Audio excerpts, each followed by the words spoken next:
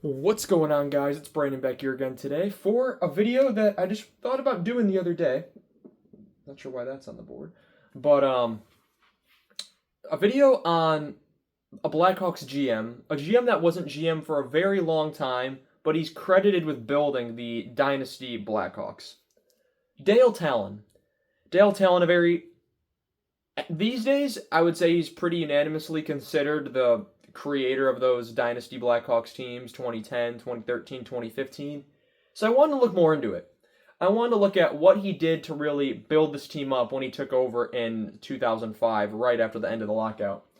But before that, he was a Blackhawks radio and TV announcer along with Pat Foley for a very long time. I believe it was 16 years. 1998 through 2002, he's the director of player personnel for the Blackhawks. But then it takes a little break to go back to broadcasting, but then on November 5th of 2003, he's named assistant GM of the Blackhawks. June 21st of 2005, he's named the 8th GM in Blackhawks history, taking over from Bob Pulford, who was just a member of the organization who seemed to just be thrown at coach, GM, whenever a GM or coach got fired. And his reign, I shouldn't say his reign, his run as GM lasted until July 14th, 2009, and then he would be promoted to another front office position due to a mishap, which he ended up taking all the blame for. Stan Bowman's promoted, and the rest is history. And the piece of paper here that I'll need, so I'm going to grab this real quick because this also tells me a lot, and I will be using this piece of paper later in the video. All right. So, before 2004, 2005, during 2004, 2005, the salary cap was introduced. The NHL loses a full season due to the lockout. And in 05-06, the cap is $39 million. So, he takes over June 21st, right before the 05-06 draft. With the number 7 pick, he drafts Jack Skilly. Skilly never turned into anything. I was surprised when I looked up his numbers. He played around 300 games. He even managed that because he could never get it going with the Hawks, and he never really did end up getting it going, period. Overall, a bust. But at number 108, he makes up for it. He drafts Nicholas Jarmelson. As we go through, because he was the GM for 5 drafts, we'll take a look at his hits and some names that stick out, whether for the right or wrong reasons. Skilly and Jarmelson are the two notable names from 2005. And instead of Skilly, let me read you some names that they could have had. At number 8 was Devin Setaguchi. At number 11 was Anze Kopitar. Number 12, Mark Stahl. Number 17, Martin Hansel. Number 21, Tuukka Rask. Number 24, TJ Oshie. 25, Andrew Cogliano. 28, Matt Niskanen. 33, James Neal. And 35, Mark-Edward Vlasic, to name a few. Not everyone cashed in on this draft. I mean, Crosby goes first, obviously, in the 05 draft. Then you have Bobby Ryan to Anaheim, Jack Johnson to Carolina. Benoit Pouliot, I believe, went to, was it the Rangers? Or something like that. Carey Price goes to Montreal. Gilbert Brule, I believe, went to Columbus, if I remember correctly. And then Skilly goes 7. So overall, that's a bad pick on Tallon's part. He could have had Kopitar. Imagine this Blackhawks team, if they had Kopitar to that lineup. But, yeah. In terms of trades he made during that offseason, Travis Moen goes out to Anaheim in exchange for Holmqvist. I'm going to count that as a loss just right off the bat. Moen goes on to play a pretty big role in Anaheim's Stanley Cup win in the next couple seasons. Then he gets handed a bunch of money that he wasn't worth because how good he was in those runs. Jocelyn Thibault was traded to Pittsburgh for a 4th-round pick in 2006. I'm going to consider that a win. I'm keeping track on this piece of paper with the wins and losses of these deals. Or if it's just a wash, like kind of a whatever trade. Thibault, end of his career, goes to Pittsburgh, and I believe makes a stop in Buffalo before retiring. They just signed Javi Bulin. They end up signing Javi Bulin, which we'll get to, so that makes sense. Steve McCarthy to the Vancouver Canucks for a 3rd-round pick in 2007. That's a win because McCarthy was kind of not good for the Hawks really at all.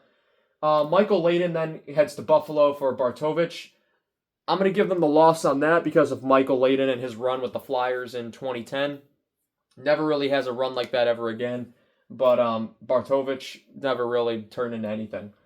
Free agent signings that first year. Adrian Aucoin, Martin Lapointe, Yaroslav Spacek, Nikolai Khabibulin are the 4 big names. And other minor signings, Mark Cullen, Jim Dowd, Mike Brown, Simpson, and St. Pierre. None of which were really prominent, but they do end up getting some stuff for some of these guys. Going into the 2005-2006 season, which they had 26 wins, 43 losses, and 13 overtime or shootout losses as the shootout is introduced. That's good enough for 65 points and third worst in the NHL. This was their lineup on day one of that season. They had Kyle Calder, Arneson, Kyle Calder, Tyler Arneson, and Mark Bell on the first line, the iconic ABC line through the dark era. Eric Daze played one more game. He came back for one game after the lockout. So injured, so broken. He played one game and said he was done. He couldn't do it anymore. And it's a shame because Daze's career never really took off the way it should have with all the hype he ended up having. It being a fourth-round pick, this really great story, and injuries just ruined his career. Curtis Brown and Rene Bourque on the second line. I was always a big Rene Bourque fan. Matthew Barnaby, Jim Dowd, and Martin Lapointe. And then Matt Ellison, Tumo Ruutu, and Pavel Vorobiev, another bust for the Hawks. On the blue line, you have Keith and Seabrook, Adrian Aucoin and Jim Vandermeer, Jason Cullimore and Simpson. I believe that was Todd Simpson, if I remember correctly. And then in net, you had Nikolai Khabibulin and Craig Anderson. So, fun fact there, Craig Anderson, Chicago Blackhawk, which I've mentioned a couple times in a few previous videos, but not very well known. In terms of the reason there's asterisks next to a couple of these, those are players that ended up being around the next season. Trades he made during that season. Out goes a fifth-round pick in 2006. In comes Andy Hilbert. That's a loss because we lost the draft pick for nothing. This is an absolute win. Matt Ellison and a third-round pick in 2006 for Eric Malash and Patrick Sharp going to Philadelphia. Patrick Sharp is a steal out of Philly, and giving up Ellison and a third, very well worth it for what Sharp brings to the Chicago Blackhawks for the next decade. Carolina trades Radim Verbata to the Blackhawks, a player I was also a big fan of, for a fourth-round pick in 2006. For what Verbata becomes, that ends up being a win. And the Hawks managed to screw that one up, which we'll get to, but I'll consider that a win for now. Anton Babchuk in a fourth-round pick in 2007, and go to Carolina for Danny Richmond and a fourth-round pick in 2006. That pick ends up becoming James Reimer. That's also the same fourth-round pick they get back from Carolina, so they end up trading Verbata. They end up trading for Verbata with the fourth-round pick. Then they get that fourth-round pick back in this deal. Overall, I'm going to consider that a wash because they swap basically fourth-round picks and swap guys who didn't really do much, so that's a tie. Yaroslav Spacek to Edmonton for Salamainen. I'm going to consider that a loss because Spacek ended up being pretty good for the Oilers as they go on a run in 2006 to the final. Tyler Arneson goes to Ottawa for Bochenski and a second-round pick in 2006. They get a second out of it, so I'll consider it a win. Simpson goes to Montreal for a sixth in 2006. I'll consider that a win just for getting a draft pick. And Jim Dowd goes to Colorado for a fourth in 2006. While I would have mentioned if these draft picks became anything, at the time you really don't know if they're going to become anything, so at the time I'm grading them as wins. So that's basically everything that happened his first season as GM. Now, going into the 2006-2007 season, Chicago drafts Jonathan Toews at number 3. Very good choice by Dale Tallon. Eric Johnson goes number 1. Jordan Staal goes number 2. Toews probably would have gone first overall had everyone had futuristic vision. And no one else was notable in that draft. They do end up making a trade where Chicago acquires a third-round pick while Toronto acquires 2 fourths.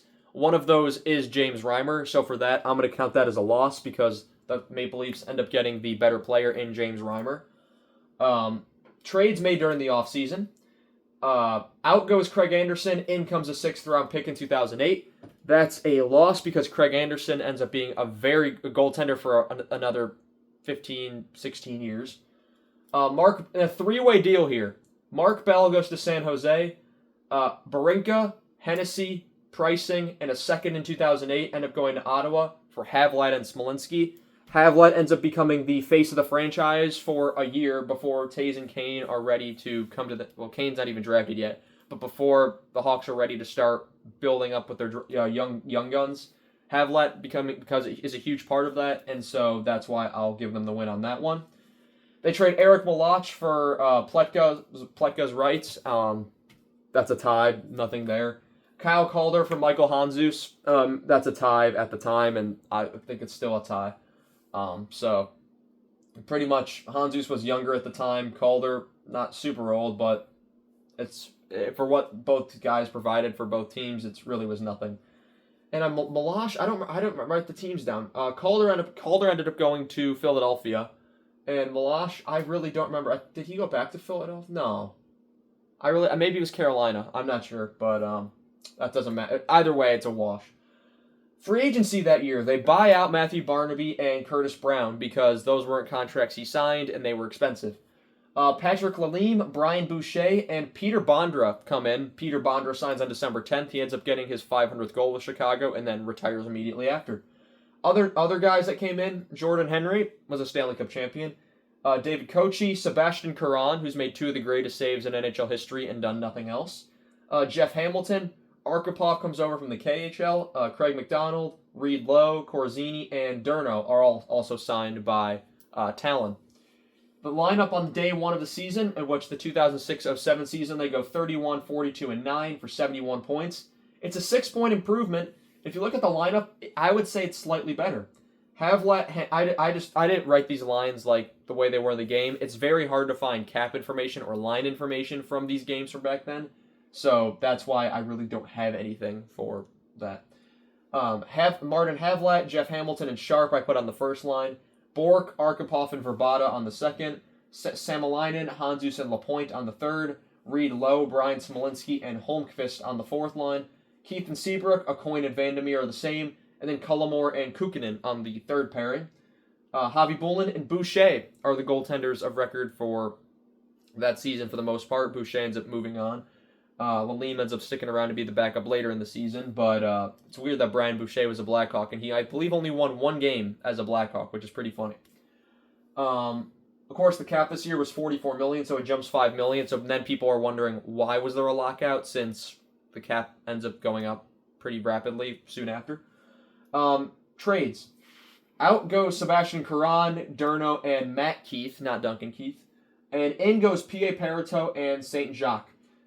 I'm going to consider this a wash because the Hawks don't do anything with Perito, and that I was a P.A. Perito fan. I mean, I was barely 3 years old to watch the season, but Perito was a player I was fond of. Bochinski to Boston for Versteeg, absolute win. A steal out of Boston was Versteeg, and they get rid of basically nothing for him. Kukkonen goes to Philadelphia along with a third-round pick in 2007.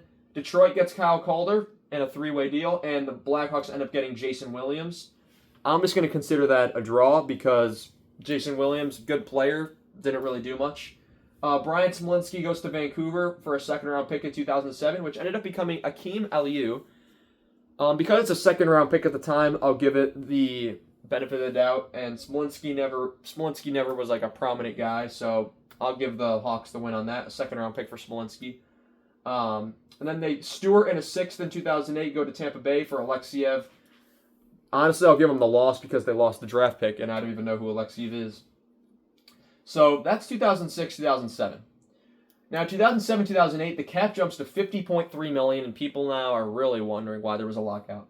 Before 2007-2008, the Hawks draft Patrick Kane at the first overall. They win the lottery. They jump from 5th worst to 1st.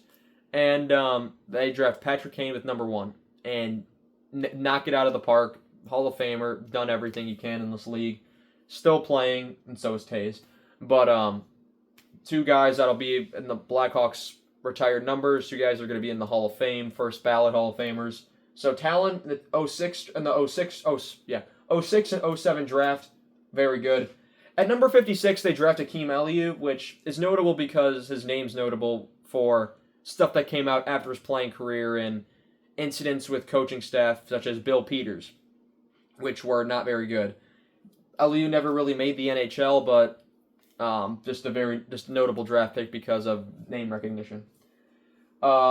Boston acquired a second-round pick in exchange for a second and a third going to Chicago. I'll consider that a win because they got the extra pick, but none of those picks ended up becoming anything. Free agency that year. We'll go through the trades first. Cullimore and Samalainen go to Montreal for Samsonov. I'll consider that a draw since Samsonov did nothing. A coin and a seventh go to Calgary for Marr and Susan. I'll consider that a tie. A coin doesn't play for much longer, and yeah, they have a draft pick, but Marr and Susan, they don't really do much. This is a loss. And it's a trade I'm still mad about when I looked at it. Verbata goes to Phoenix for Kevyn Adams. The fact that that's 1-for-1, brutal. Absolutely brutal. Imagine Verbata onto that Hawks team. Verbata was, I believe, a 1 or 2-time All-Star. He scored 30 goals, and normally a 15 to 20 goal guy, sometimes scored 25. A player I liked a lot, and a guy that I wish the Hawks kept around for their runs, because they could have been even younger and even better with that goal scoring that Verbata provided. Free agents, they signed Robert Lang to a 2-year, $4 million deal. Brent Sopel, Yannick Perreault, a 1-year, $1.5 million deal. Not really good, that one. Flaherty and Johansson are also signed. Not many free agent signings there. On day one of the 2007-2008 season, the Hawks go 40-34-8 that season, 88 points. So 65 to 88 points in the span of 2 seasons, that's a 23-point increase. And in between these seasons, a 17-point increase as they missed the playoffs just narrowly. Sharp, Lang, and Kane I put on that first line. Of course, Taves debuts this season, but on day one he wasn't in the lineup. So I didn't put him in, even though I felt like I should have. Rene Bourque, Yannick Perreault, and Havlat on the second line. Samsonov, Kevyn Adams, and Jason Williams on the third. David Kochi, Martin Lapointe, and Adam Burish on that fourth line. Keith and Seabrook on that first pairing. Wisniewski and Vandermeer on that second pairing. Johansson and Sopel on the third pairing. Javi Bulin and Lalim now the goaltenders in Chicago. Javi Bulin sticks around this entire time, surprisingly. Out during the season, Parito goes to the Rangers for nothing. That's a loss, without question. Vandermeer goes to Philadelphia for Eager. I'll give them the win on that, although it's not a very super big win. Eager becomes a Stanley Cup champion in the Hawks, and Vandermeer, you don't really hear much about him. Johansson goes to Florida for a 7th-round pick in 2009. It's a free draft pick, so I'll take it. They get nothing in exchange for Craig Adams. I'll consider that a wash because Craig Adams was a player. He exists. I mean, bottom 6 guy, gave up nothing to get him, but he doesn't end up doing much. Martin Lapointe goes to Ottawa for a 6th-round pick in 2008, which ends up becoming Ben Smith, so I'll give them the win on that one for sure. And then Tumu Ruutu is traded to Carolina for Andrew Ladd. I will also give the win to him on that one. So, that's 3 seasons under his belt, and now it looks like they're finally ready to make way toward the playoffs. Before they do that, though, 2008-09 drafts happens. At number 11, they draft Kyle Beach. Kyle Beach never developed at the NHL level. He never really turned into anything. It was only about a decade later that we found out what would happen between him and a member of the Chicago Blackhawks staff. Something that is unforgivable that happened. And I'm not going to say it on camera because then I could get flagged for mentioning a trigger word. So I'm not going to say what... if you know the Kyle Beach situation, you know exactly what happened. But maybe things could have been different. Maybe his career wouldn't have been directed completely off track. Who knows? But it just didn't work out at the NHL level with Beach.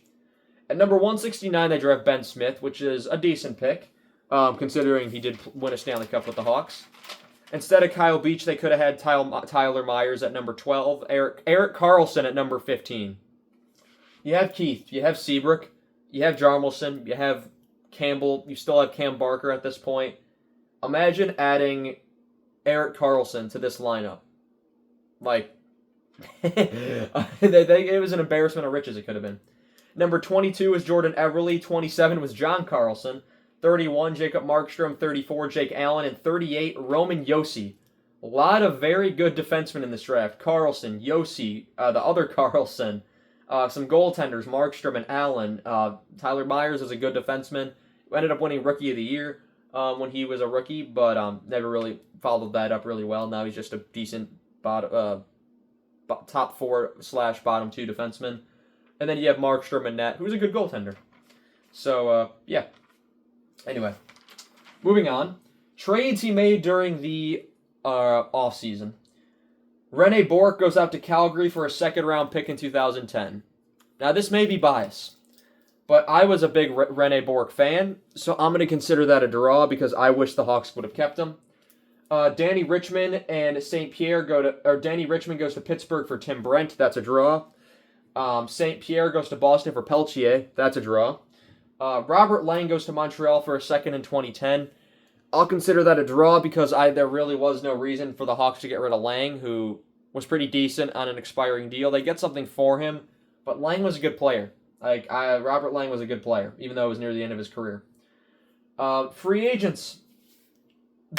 This is where Tallon loses me in free agents, quite frankly. Cristobal Huet, who has played several seasons as a backup. He's provided several quality seasons as a backup in Montreal, in LA. $5.625 million over 4 years. The cap has only gone up to $56.7 million. You got a lot of young guys coming up that need to be paid. You still have Javi Bulin that's on his last year of his deal.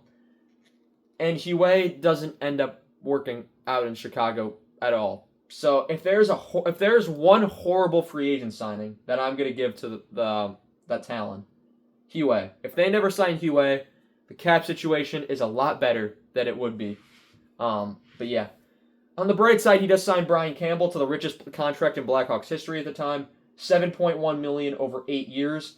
He signs Matt Walker for a 1-year deal for $600,000, Aaron Johnson for 1 year at $525,000, and Yannick for a 1 year $500,000. Lineup on day one of that season, 2008-2009. I should also mention the Hawks acquired a 2008 sixth and LA acquired a 2009 sixth. I'm going to consider that a wash. And the Hawks acquired a third in exchange. The Islanders got a third and a fourth. I'm going to consider that a loss because they gave up and those draft picks ended up becoming nothing. But anyway, lineup for 2008-2009 in which they go 46, 24, and 12. This is why Tallon gets so much credit right here. He took this team that had 65 points, 26 wins, to a 46-win team, add 20 wins onto 26, 104 points, 39 points more than that team that right there from just 4 seasons prior. So that's the reason Tallon gets so much credit, because the Hawks were just kept heading up as he was GM. The lineup I created here, he had Versteeg, Taze, and Kane, Ladd, Sharp, and Havlat. Skilly was in the opening night lineup, and he was on the team the next season, so I gave him an asterisk. Bolin and Bufflin, who comes in. Craig Adams was on the opening night roster, along with Colin Fraser and Adam Burish. That bottom six are looking a little rough. Very young team for sure. Keith and Seabrook on the blue line, Jarmelson and Campbell, Hendry and Sopel. All 6 of those guys end up sticking around for the Stanley Cup team, so not much change there. Huet and Javi Bulin. Huet started the first game that season. And Javi Bulin didn't have a great run the first couple years as a Blackhawks goaltender, but look at the teams he was also had in front of him. People consider that contract pretty bad. He was standing on his head probably most nights, if you look back. Then you have the 2009 season where he actually has a pretty good season. He has a good run in the playoffs. And that's when they let him go. Yes, he was older. Yes, he was in his mid-30s at the time, and you had just signed Huet, who's much younger, to this big contract. You don't sign Huet, you let Niemi or Crawford, who I would have argued Crawford was ready in 2009 because he had played NHL games going back to 2006. You let Crawford be the backup, and you save a ton of money. And cap situation just not as bad. Out during the season, Yannick goes to Dallas for a 7th round pick. I'll give that a win, I guess. Nothing goes to Vancouver for Shero coming to Chicago. I'll consider that a draw. I got nothing there. Blunden goes to Columbus for Pinot going to Chicago. That's a draw. Got nothing there. Contanola and Wisniewski go to Anaheim for Paulson and Stevenson. Paulson was their rental at the deadline. They ended up trading Wisniewski. And Wisniewski was a good defenseman for them, but he doesn't end up making the starting lineup. So Paulson ends up playing with them in the playoffs. Then he leaves in free agency. I'll give him the win because Paulson did provide a veteran presence on that 2009 conference final team. Then disaster strikes pretty quick. First, we'll go over the draft. With 2009-10, this is how quickly his downfall fell. So, he drafts Dylan Olsen at number 28. All right, that's 3 out of 5 first-round picks that didn't pan out for him.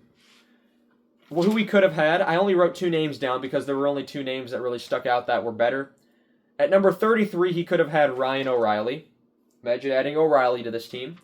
And 39 was Jakob Silfverberg. A good player who's retired now but had a pretty good shot before he ended up facing a lot of injuries.